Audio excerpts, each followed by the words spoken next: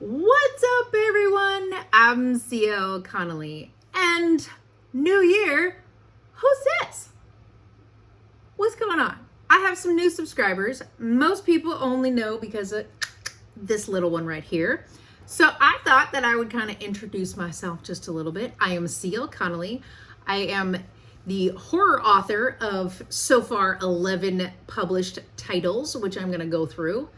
Just wanted to show one thing because I think it's friggin' adorable. She got her own little sofa in her room. Whoops. She has her own little sofa in there now. Oh, it's so cute. I love it.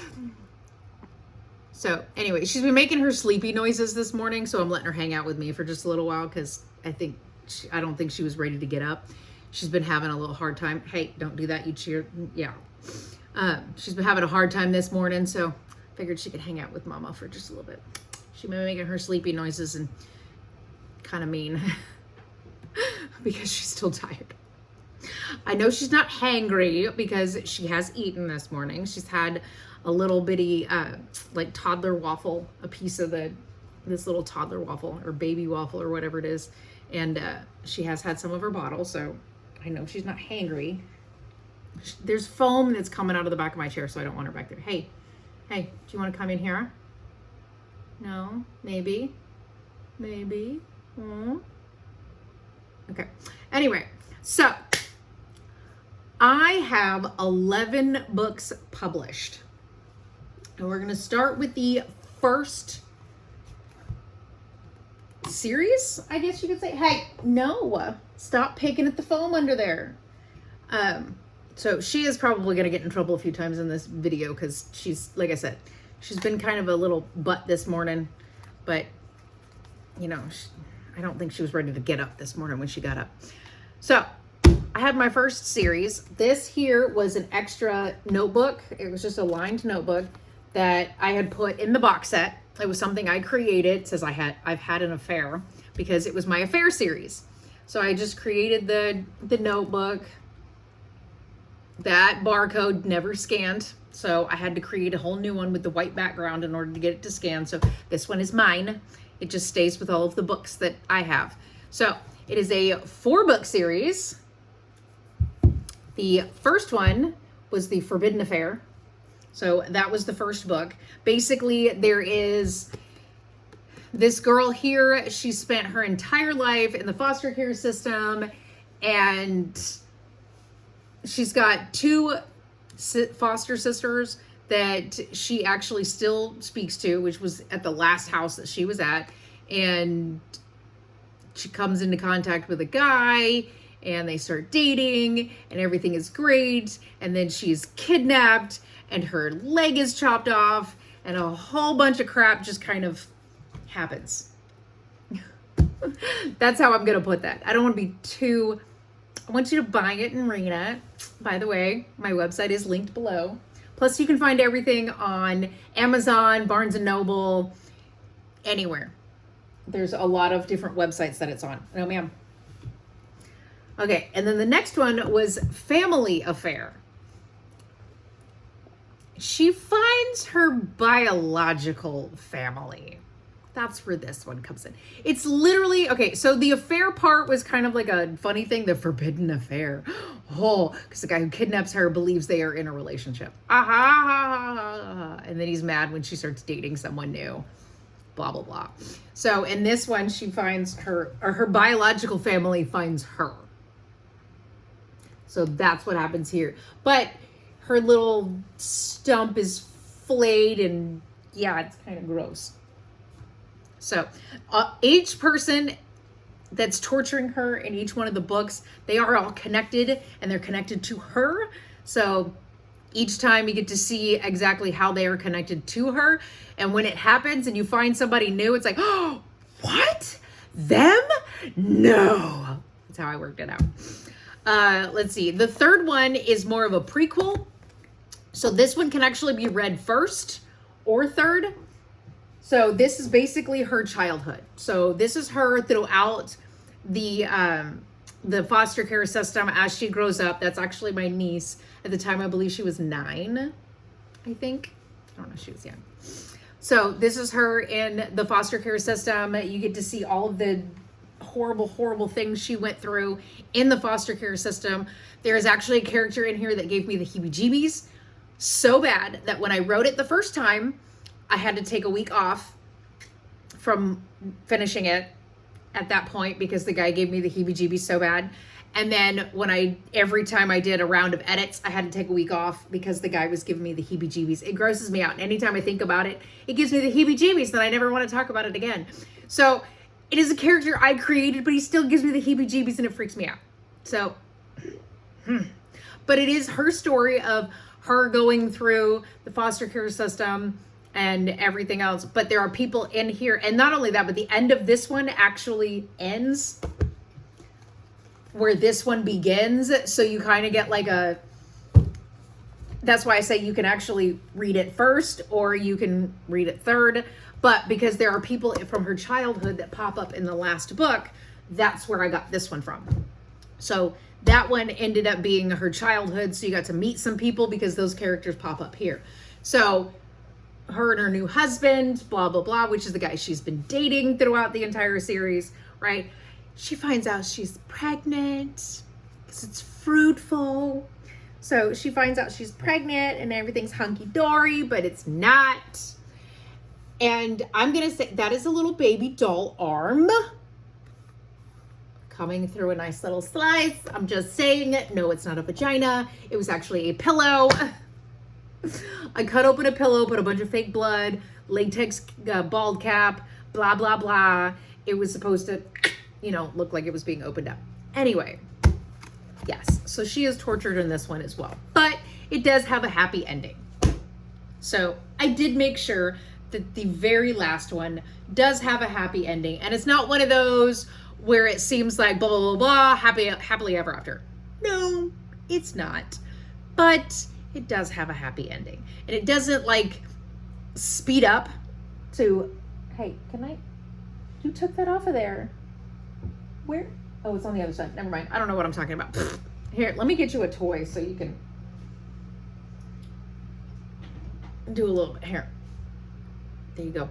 So I made sure that it wasn't like one of those rushed stories, so it didn't rush to the end.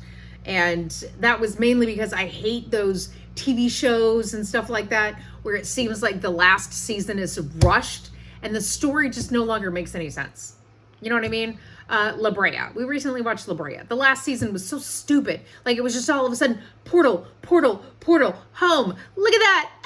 It's like, okay, but that didn't exist in the other two seasons? Like, seriously? That was just a thing all of a sudden? Okay. Yeah, know what? Whatever. So, anywho. And then I've got my first single title, Friendly Misfortunes. So this guy taxidermies his victims, full on taxidermy, right? And then he has some of them in his house. He lives with these people in his home like they are his friends. So if you know the story of Jeffrey Dahmer or Dennis Nielsen, the two serial killers who actually wanted to keep their victims with them. Now, Jeffrey Dahmer's a little different because he actually cuddled with them in the bed until they started to stink. Dennis Nielsen, on the other hand, he just kept them in bags in his home and then eventually got caught because he attempted to flush flesh down the toilet and it got caught in the plumbing, blah, blah, blah, blah. Yeah. So that is where I got the idea to taxidermy them because at least that way they don't stink. But the problem is, though, is that looking up taxidermy online is not easy because it is illegal in the United States to taxidermy humans. So there's a guy in Germany that does it, though. Translating that to English was a little off, but you know what? I did it. It's okay. I figured it out. Our skin will still continue to rot, even if it's been embalmed and things like that. It will turn gray. It does not, it doesn't work the same way as animals does. Animals' skin does. Yeah, I think that's proper grammar that just came out of my mouth. So anyway, it's not the same. So, when you taxidermy a deer, like we have in our house, it'll stay that way, right? Our skin, on the other hand, it doesn't stay that way. Like, there is a constant process to keep it from stinking, smelling, rotting constantly, right? So there's that. And he goes through that entire process in front of someone that he plans on using as a victim. But he is stalking an ex-girlfriend. So that whole thing happens. Anywho, yeah, taxidermies. My bestseller, on the other hand, this is another single title, okay, is Killer Suburbia. So everyone knows that meme where the guy gets into a car and he says, you know, how do you know I'm not a serial killer? And the other one says, what are the odds that there's 2 serial killers in the same car? I thought, what about 4 serial killers? Double it. In the same neighborhood. I'm just saying. And they live in a cul-de-sac. So, yeah, 4 serial killers move on to the same street in this cul-de-sac. But they don't know each one of them is a serial killer. They don't know each other. Like, they meet, they learn who each other is, and then they start finding out. I'm sorry. You do what? Want to come over? Hang out?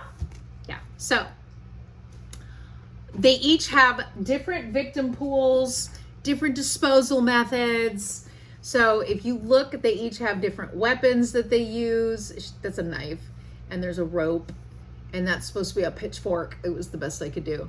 And then, of course, a saw for dismemberment. So they're all different and different ways. Can you please stop that? Hi, thank you. So they're all different in each, you know, killer sense. They have different victims, and you find out the reasons why each one of them has the victims that they have. Are you gonna pick my skin? You gonna get that hangnail I've been trying to get for 2 days instead of getting nail clippers?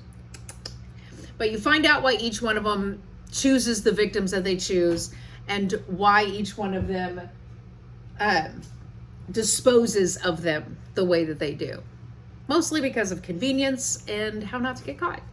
So that's it, yeah. Killer Suburbia. It is my bestseller. Most people find it intriguing.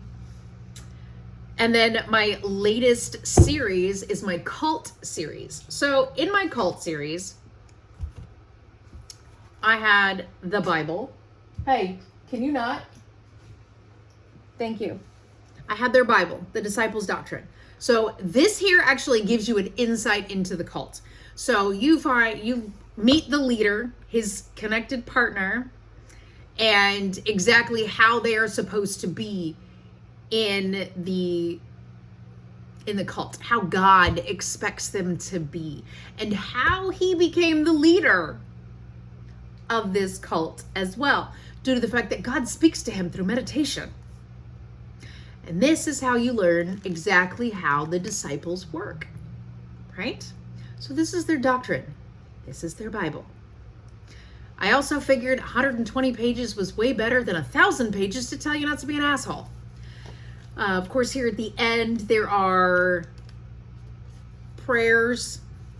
As a matter of fact, there is a playlist here on my channel where I read those prayers. And then there are ceremonies and the leader offering, which is to offer thy temple as a womb for the leader.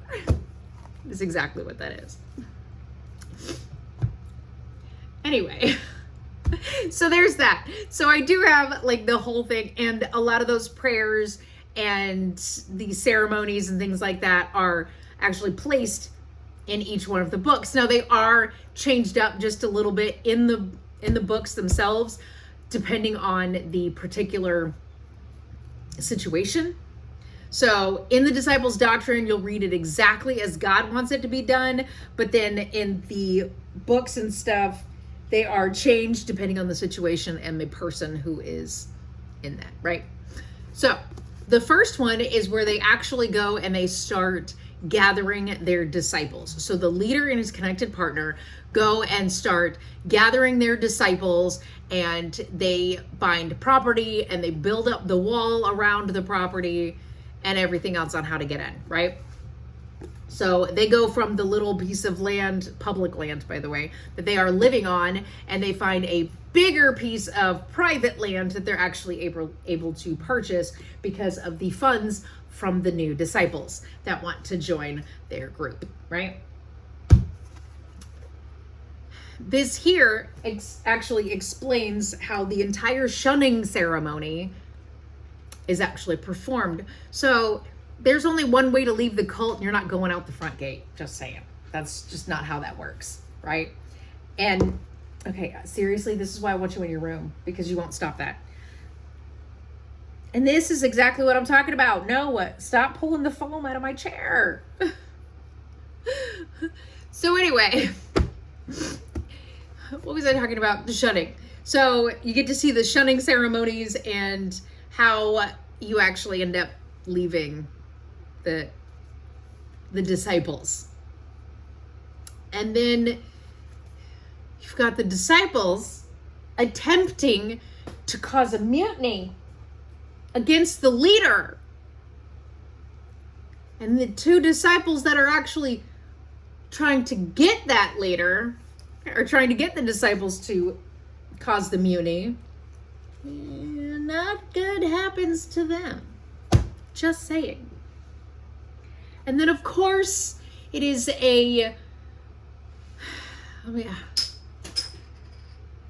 David Koresh type of situation with the British Davidians. So, you know, the police, they storm the place, blah, blah, blah. And of course, the cover for this one looks similar to this one because it is a full circle where the leader and his connected partner ended up. The remaining disciples, or where they started, the remaining disciples end up there. Stop. So that is why the covers look similar. Do you have something in your mouth? Okay, good. So anyway, the covers look similar because where the leader and his connected partner started is where the remaining disciples end up, in that same little small piece of public land. That's how that works out.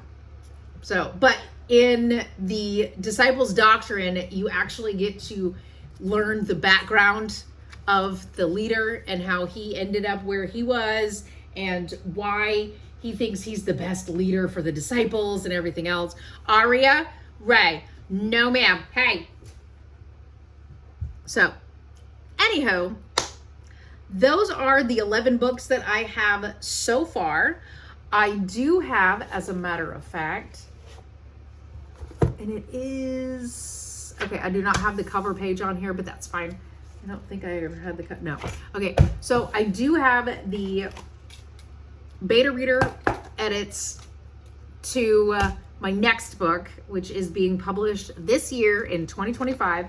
That is Roadkill Cafe. I was trying to remember. No, ma'am. So Roadkill Cafe is going to be published this year. Those are the beta reader edits. I'm going to get through that so I can do that.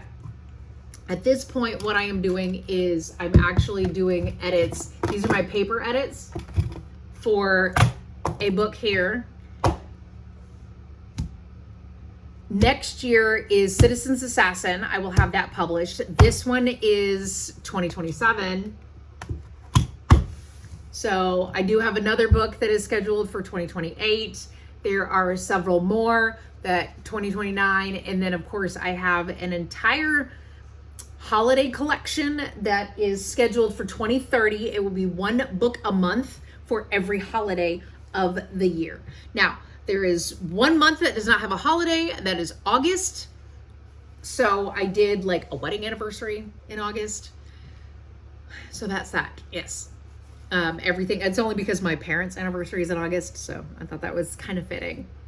Otherwise I'd do a birthday, but either way, there are 11 holidays that I could actually put together, and each book that is going to be published in 2030 has its own holiday. So each one of them is actually, yes, I do have that. So I will be publishing one book a month in the year of 2030. And then I do have enough books to publish 2 a year after that up to 2042. So I will be doing that. So I do have a lot of books that I am working on, and I am slightly behind, which is fine. I'm starting to catch up because, you know, she has her own room. So if I have to toss her in, I can. I mean, it's not like she allows me to toss her in because she's so attached to me. This is where she is most of the time. Here, do you want this? I don't know what happened to your coin. Yep, I don't know what happened to it. What is that? Oh, that's bad. Oh, there it is. Ugh. Okay, so anyway, but yeah, so that's who I am. I am C.L. Connolly. I have 11 titles so far. My website is always linked below, plus all my other social medias are linked below. I will tell you though, so apparently Verizon is trying to get us 5G. I'm going to put it that way. Our cell service goes in and out. Our Wi-Fi sometimes goes in and out with that as well, because they are trying to get us 5G out here.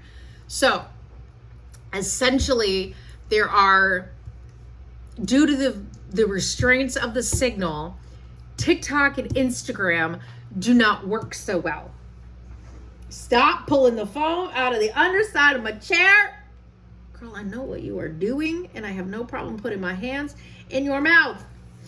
So anyway, because of the constraints of the signal, Instagram and TikTok are the two social medias that I have the hardest time getting anything to post in. I have had failed posts on Instagram because the signal wasn't strong enough. TikTok, only if I go out to the main dirt road can I get anything actually, you know, posted within a time constraint of, you know, 5 hours. It'll actually post out there within, I want to say, she scratched my face. I can get things posted out there within, like, I want to say at least 30 minutes. No, stop right now. Where did it go? There it is. It's behind me. Here, stay right here. You're being a pest this morning. So anyway, out there I can get it in about 30 minutes, but that's if I stay on the main dirt road. I can get it posted in 30 minutes. It literally takes that long. It's not a quick go. Now, if I go out to the next town over, I can get my YouTube videos to upload in 2 minutes. Compared to where here, if the signal is great on our Wi-Fi, it takes 20 to 30 minutes here at my house. Sometimes up to an hour. If the signal is not so great, or I'm having to use cell phone service, it'll take a day and a half to get the videos to upload. So there's that. So if sometimes it sounds like I'm trying to talk about the day that I'm posting this, and it sounds like I'm a week behind, that's why. Because I have to go into town in order to get anything to post really well, or I had to film way in advance in order to get the video to post on time. So there's that. But anyway, yep, I try to post consistently every Monday and Thursday. That is my hope. Today is Tuesday, just so you're aware. It is New Year's Eve.